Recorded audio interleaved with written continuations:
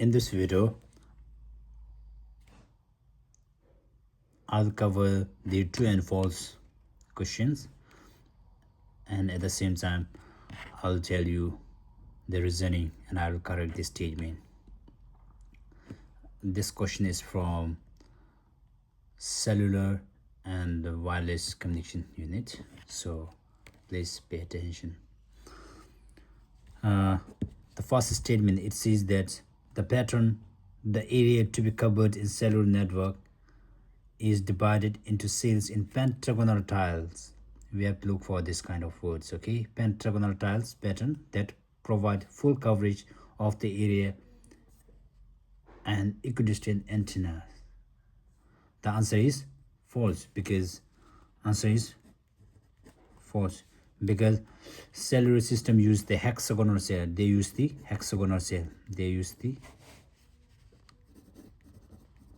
Hexagonal cell, not pentagonal. Why they are using hexagonal? Because they cover an area without gaps. They provide approximately equal distance from centers to the boundaries, and at the same time they simplify frequency reuse calculation. With these reasons, they prefer hexagonal. And number 2, a major technical problem for cellular network is fading. That's true.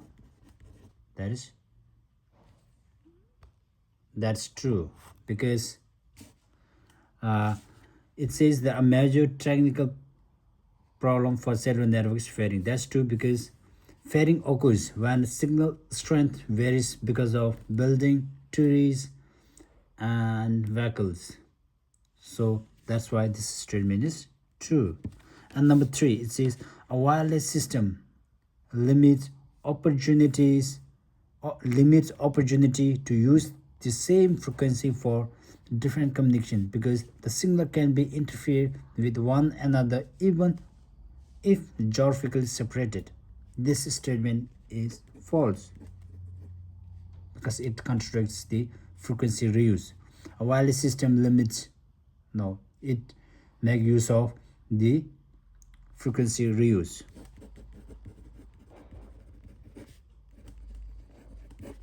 Okay. And number 4, it says that cellular technology is the foundations for mobile wireless communication. This statement is true, because we know that modern mobile systems like 2G, 3G, 4G, 5G all are based on cellular technology. That's why this statement is true.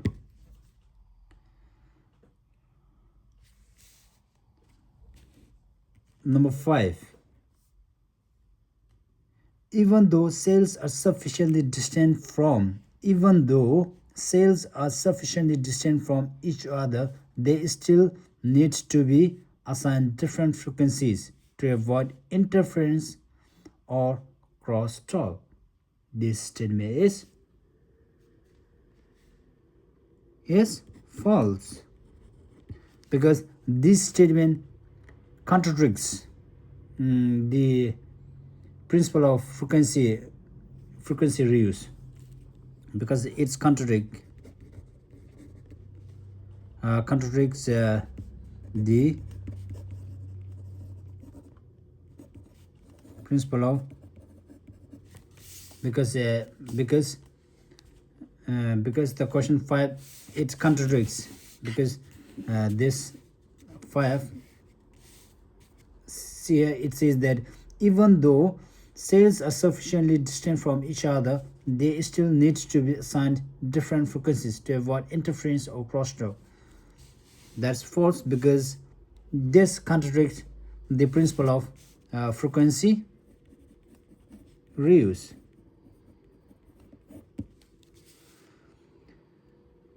Cells that are sufficiently separated can reuse the same frequencies without causing the interference. That's the correct statement. So this statement is false. Now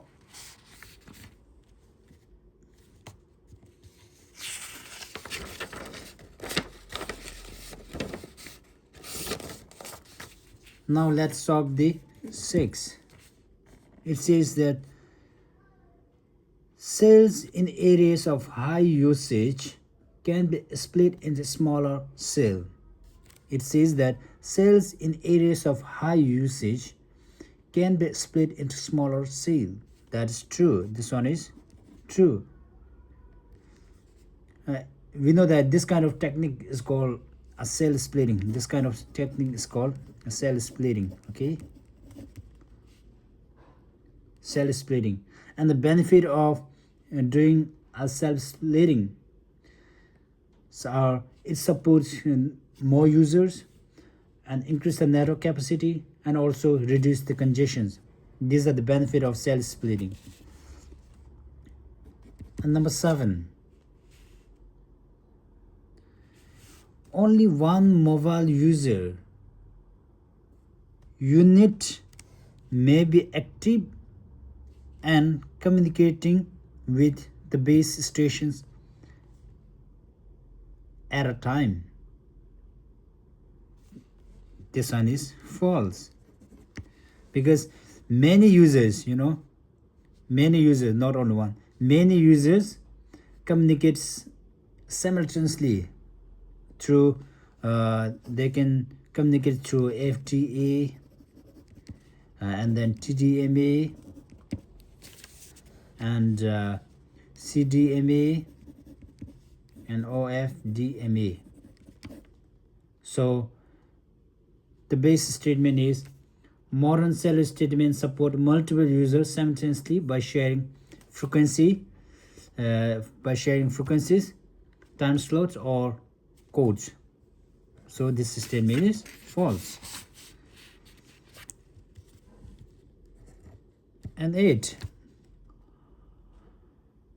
one unwanted effect of multipath propagation is that multiple copies of a signal may arrive at different phases. That's true. It is true, because it says that a signal reflects off object and travel different distances, and it will result in different arrival times and different phases, and of course there is possible interference. Thank you. Thanks for listening.